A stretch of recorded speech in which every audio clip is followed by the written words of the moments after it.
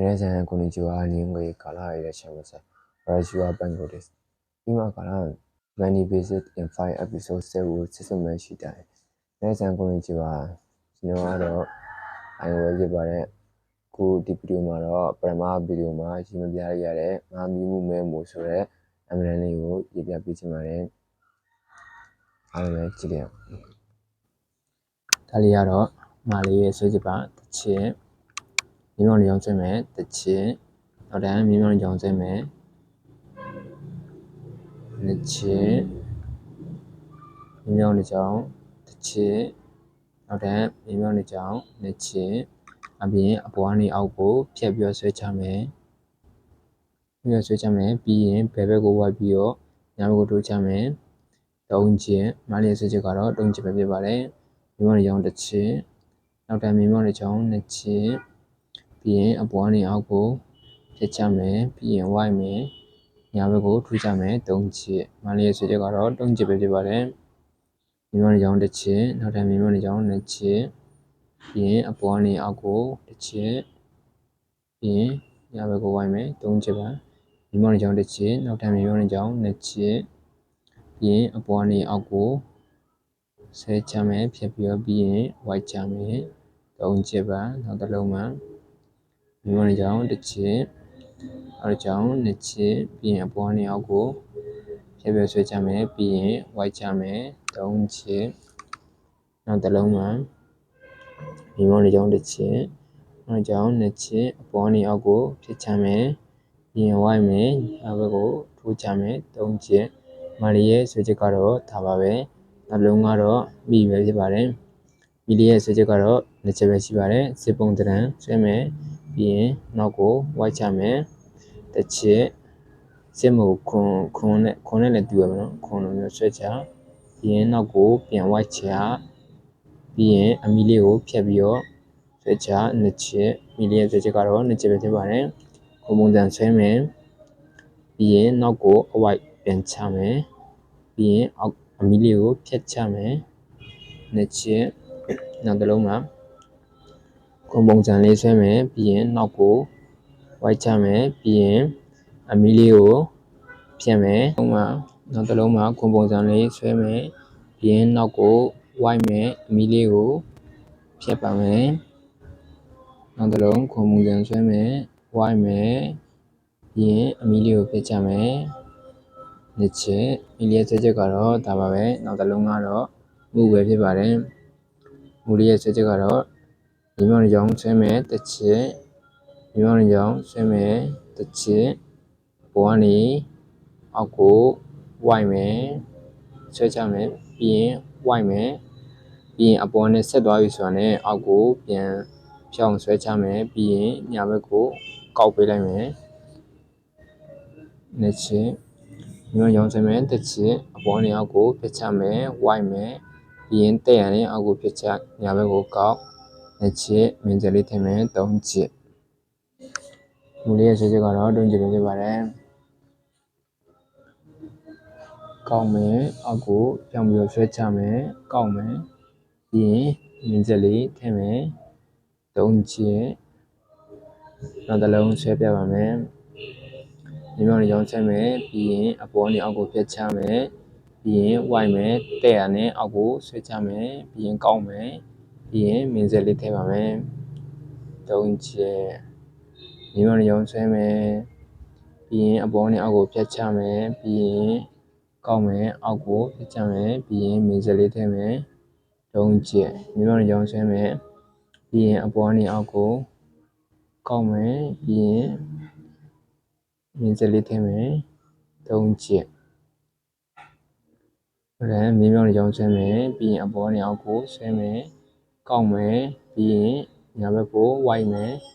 ပြီးရင်မင်းစလေးထည့်မယ်၃ချက်မူလေးဆွဲချက်ကတော့ဒါပါပဲခင်ဗျာနောက်တစ်လုံးကတော့မဲပဲဖြစ်ပါတယ်မဲလေးရဲ့ဆွဲချက်ကတော့နှစ်ချက်ပဲရှိပါတယ်တစ်ချက်နည်းနည်းကောက်လေးတစ်ချက်ဆွဲမယ်ပြီးရင်အဲ့ထက်နည်းနည်းရှိရလေနောက်တစ်ချက်ပြီးရင်ဝိုက်ချမယ်နှစ်ချက်ပါဒါလေးကတော့မဲလေးပဲဖြစ်ပါတယ်နောက်တစ်ချောင်းအတိုင်းဆွဲမယ်ပြီးရင်ဝိုက်မယ် သူကဘာလဲနည်းနည်းတူတယ်ဆိုတော့နုနဲ့နည်းနည်းတူတယ်နုကြတော့သူကနောက်ဆုံးမှာကောက်ပြီးတော့အောက်ထိုးချတာပါနော်သူကတော့အဲ့လိုအကောင့်မပါဘူးပေါ့ကောက်မယ်ဝိုက်မယ်နောက်တစ်လုံးမှာနောက်တစ်လုံးပြန်အတိုင်းပြန်ဆွဲမယ်ပြီးရင်ဝိုက်မယ်အချမ်းမယ်မူလေးဆွဲချက်ကတော့လောက်ပါပဲများလွယ်ပါတယ်နော်နောက်တစ်လုံးကတော့မိုးလေးပဲဖြစ်ပါတယ်နောက်ဆုံးလုံးဖြစ်တဲ့မိုးလေးကိုဆက်ပြပါမယ်မိုးလေးကအမြင့်ဝန်းကြောင်းဆွဲမယ်မြင့်ဝန်းကြောင်းကိုအပေါ်နဲ့အောက်ကိုဆက်ချမယ်ပြီးရင်ကောက်မယ်တစ်ချင်းအပေါ်နဲ့အောက်ကိုမြင့်ဝန်းကြောင်းဆက်ချမယ်ညာဘက်ကိုကောက်မယ်တစ်ချင်းပြီးရင်ပြက်မြင်းတစ်ကြောင်းမြင်းတစ်ကြောင်းဆွဲမယ်နှစ်ချင်းအပေါ်နဲ့အောက်ကိုချမယ်ကောက်မယ်ပြီးရင်မြင်းတစ်ကြောင်းဆက်ချမယ်တစ်ချင်းနောက်ထပ်မြင်းတစ်ကြောင်းဆက်ချမယ်နှစ်ချင်းကောင်းမယ်မြေမောင်ရောင်တစ်ချက်နောက်ထပ်မြေမောင်ရောင်တစ်ချက်သုံးချက်ပါဆက်ချက်ကတော့ဘောနေအောက်ကိုမြေမောင်ရောင်ဆွဲမယ်ပြီးရင်ကောက်မယ်ပြီးရင်မြေမောင်ရောင်ဖြတ်ချမယ်တစ်ချက်နောက်ထပ်အဲ့လိုတစ်ကြောင်တက်ဆွဲမယ်နှစ်ချက်သုံးချက်ပါဆက်ချက်ကတော့ကောက်မယ်တစ်ချက်မြေမောင်ရောင်နှစ်ချက်နောက်ထပ်မြေမောင်ရောင်သုံးချက်ဘောနေအောက်ချမယ်ကောက်မယ်မြောင်ကြောင်တစ်ချက်မြောင်ကြောင်နှစ်ချက်ဘောင်းအောက်ကိုဆွဲချမယ်ပြီးရင်မြောင်ကြောင်တစ်ချက်အတမြောင်ကြောင်နှစ်ချက်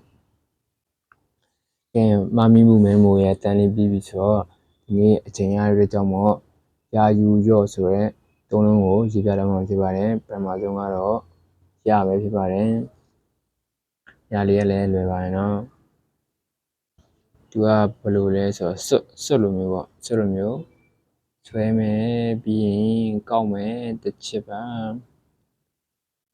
နောက်ထပ်ဒီတိုင်းပြန်ဆွဲမယ်ငမြားချိတ်ပုံလေးပါဆွဲမယ်ပြီးရင်အပေါ်ဆုံးမှာမင်းစလေးတစ်စက်ထည့်မယ်နှစ်ချက်ပါနှစ်ချက်ရှိတော့ပါပြီငမြားချိတ်ပုံစံလေးဆွဲမယ်ကောက်မယ်ပြီးရင်မင်းစလေးထည့်မယ်နှစ်ချက်အလုံးပေါင်းနှစ်ချက်အပြင်အပေါ်နေအောက်ကိုဖြတ်ချမယ်သုံးချက်ရာလေးဆွဲချက်ကတော့သုံးချက်ပဲဖြစ်ပါတယ်အောက်ကောက်မယ်ပြီးရင်မင်းစလေးထည့်မယ်တစ်ချက်ပေါင်းအောက်ကိုဖြတ်ချမယ်သုံးချက်ပါနောက်တစ်လုံးဆွဲပြပါမယ်ဆက်ချမယ်တစ်ချက်မင်းစလေးထည့်မယ်နှစ်ချက်ပြီးရင်ပေါင်းအောက်ကိုဖြတ်ချမယ်သုံးချက်ပါပြီးရင်ပေါင်းအောက်ကောက်မယ်မင်းစလေးထည့်မယ်နှစ်ချက်ပြီးရင်ပေါင်းအောက်ကိုဖြတ်ချမယ်သုံးချက်ဆွဲမယ်ငါးချက်လေးကိုဆွဲမယ်ကောက်မယ်ပြီးရင်မင်းစလေးထည့်ပါမယ်ပြီးရင်ပေါင်းအောက်ကိုဖြတ်ချမယ်သုံးချက်နောက်တစ်လုံးဆွဲပြပါမယ်ငါးချက်လေးကိုဆွဲမယ်ကောက်မယ်ပြီးရင်မင်းစလေးထည့်ပါမယ်ပြီးရင်အပေါ်အောက်ကိုဖြတ်ချမယ်သုံးချက်ရပြီးပြီဆိုတော့နောက်တစ်လုံးကတော့ယူပဲဖြစ်ပါတယ်ယူလေးရဲ့ဆွဲချက်ကလည်းလွယ်ပါတယ်နော်နှစ်ချက်ပဲရှိပါတယ်ဒီမျိုးအပေါ်အောက်ကိုအတူလေးဆွဲမယ်ပြီးရင်အဲ့ကနေပြီးတော့ပြန်ဝိုက်ချလိုက်မယ်ဝိုက်ချမယ်တစ်ချက်နောက်တစ်လုံးမှာရောရောက်ဆွဲမယ်ဝိုက်မယ်ပြီးရင်အပေါ်ကအလဲသေးတဲ့နေပြီးတော့နေကွေးကွေးလေးနဲ့ဖြတ်ချလိုက်မယ်နှစ်ချက်ယူလေးရဲ့ဆွဲချက်ကတော့နှစ်ချက်ပဲဖြစ်ပါတယ်ဝိုက်မယ်ပြီးရင်အပေါ်ကနေအောက်ကိုဖြတ်ချမယ်ကွေးကွေးလေးနဲ့နှစ်ချက်ပါနောက်တစ်လုံးဆွဲပြပါမယ်ဒီဖြောင်းလိုမျိုးဆွဲမယ်အင်္ဂလိပ်အခရာလိုမျိုးပေါ့နော်ဒီနည်းနဲ့ကွေးလွှဲပုံစံလေးပေါ့ပြီးရမှာအပေါ်ကနေဖြတ်ချမယ်ဒီလိုကြောင့်အတူလေးဆွဲမယ်ပြီးရင်ကောက်မယ်ပြီးရင်အပေါ်ကနေအောက်ကိုကွေးကွေးလေးနဲ့ဖြတ်ချပါမယ်နှစ်ချက်ပါနောက်တစ်လုံးပါကောက်မယ်ကွေးမယ်ပေါ်ကနေအောက်ကိုဖြတ်ချမယ်နောက်တစ်လုံးကတော့ရော်လေးပဲဖြစ်ပါတယ်ရော်လေးစချက်ကလည်းလွယ်ပါတယ်နော်နှစ်ချက်ပဲရှိပါတယ်ဒီပြောင်အတူလေးတစ်ချက်ဆွဲမယ်တူလေးတစ်ချက်ဆွဲမယ်ပြီးရင်အပေါ်ကနေအောက်ကို ဆွဲချမယ်ထိပြီးတော့အစက်လေးနဲ့ထိပြီးတော့ပြီးရင်ဝိုက်မယ်ညာဘက်ကိုပိုးချလိုက်မယ်ဒါလေးလည်းရော်လေးပဲဖြစ်ပါတယ်ဆက်လေးဒိုလေးဆွဲမယ်ပြီးရင်အေးဆက်လေးကိုထိပြီးတော့အပေါ်ကနေအောက်ကိုဆွဲချမယ်ဘယ်ဘက်ကိုဝိုက်ပြီးတော့ညာဘက်ကိုထိုးချမယ်ညာဘက်ကိုထိုးချပါမယ်ဒါလေးတော့ရော်လေးပါနှစ်ချက်ရော်လေးဆွဲချပါနောက်တစ်လုံးဆွဲချပါမယ်ဒီဆက်လေးထည့်မယ်ပြီးရင်အပေါ်ကနေအောက်ကိုဖြတ်ချမယ်ဘယ်ဘက်ကိုဝိုက်မယ်ညာဘက်ကိုထိုးချပါမယ်နောက်တစ်လုံးကဆက်လေးလုံးမယ်ပေါ်ကနေအောက်ကိုဖြတ်ပြီးဆွဲချမယ်ပြီးရင်ဘယ်ဘက်ကိုဝိုက်ပြီးညာဘက်ကိုထိုးချမယ်ကျော်လေးပါပေါ်နေအောက်ကိုဖြတ်ချမယ်ဝိုက်မယ်ဟိုလေးရဲ့ဆွဲချက်ကလည်းဒါပါပဲခင်ဗျာအားလုံးပဲရမယ်လို့ထင်ပါတယ်ဒီဆိုရင်တော့ဟီတာကားနာမှာလည်းတော်တော်လေးကိုက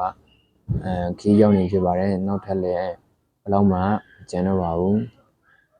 ရှစ်လုံးတော့ပဲရှစ်လုံးပဲကျန်ပါတော့တယ်နော်ဒီရှစ်လုံးပြီးရင်တော့ဟီတာကားနာပြီးသွားပြီဖြစ်ပါတယ်ဟီတာကားနာပြီးရင်တော့ကာတာခဏကိုဆက်ပြီးတော့ကြည့်ပြသွားမှာဖြစ်ပါတယ်ကြောက်မှာတော့အတူတူနဲ့ဘိုင်ဘိုင်